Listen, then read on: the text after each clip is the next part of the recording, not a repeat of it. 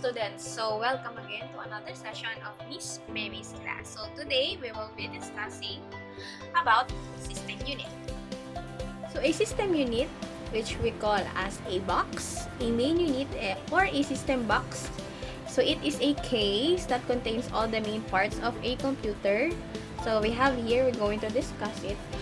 The front panel, the back panel, and then what are the things that are inside of a system unit. So first, we start with our front panel. So in our front panel, we can see our power button. We have the power button in here. We have the reset button. So two USB hubs. And then we have for the headset, and then for the microphone. Next, we go to our back panel. So this is the typical back panel of our computer. So we start off with our power supply. So this section, so this is where we plug in our main power source. Next is we have before we use this type of ports for USB and then keyboard, but then we also have today we have USB. So going back, so this is the older version for the PS2 port for keyboard, violet, and then the green one is the PS2 port for mouse.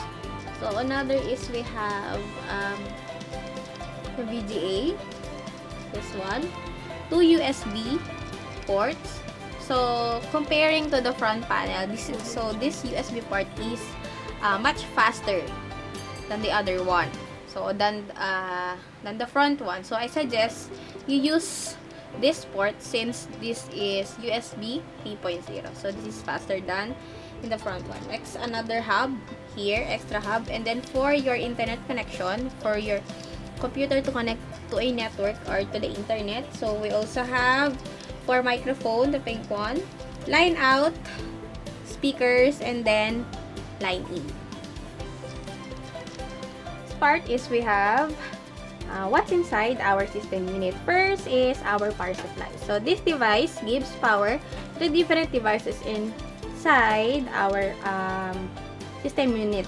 Of course, these devices can be the hard drive, CD drive, and of course the motherboard. So the power supply gives out power or supplies different range of voltages. For example, this certain device requires 5 volts, 12 volts. So it depends on what device it is supplying.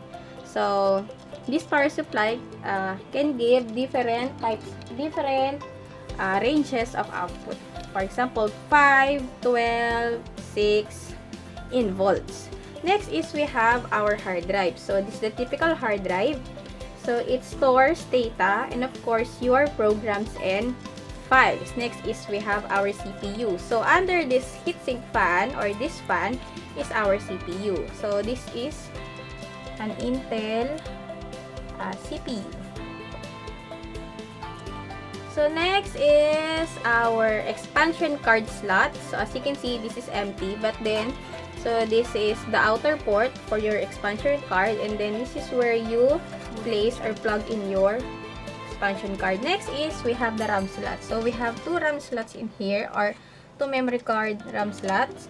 So I have here one memory card. So I guess this is 2 GB RAM. Next is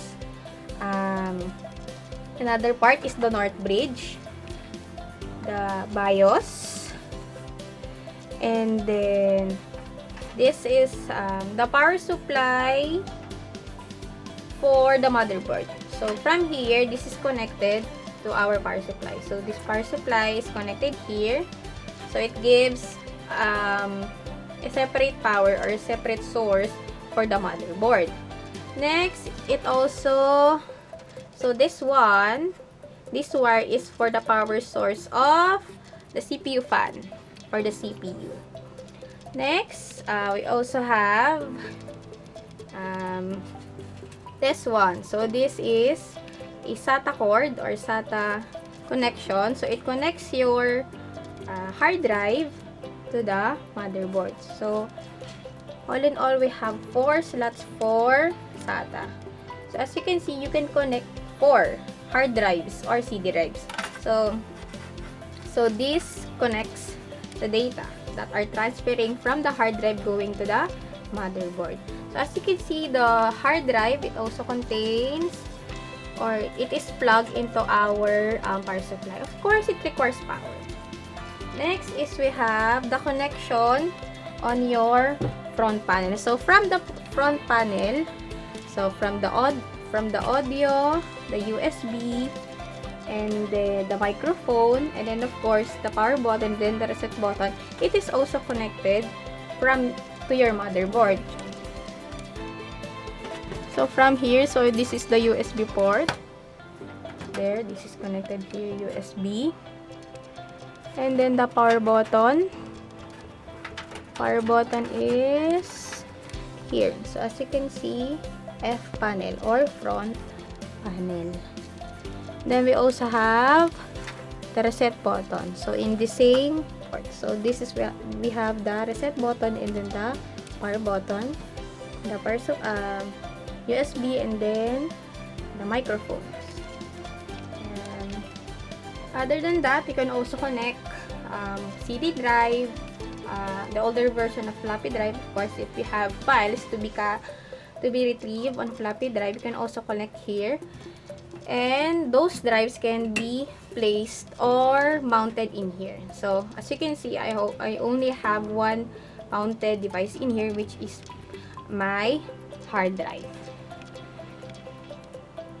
So, that is all. Thank you.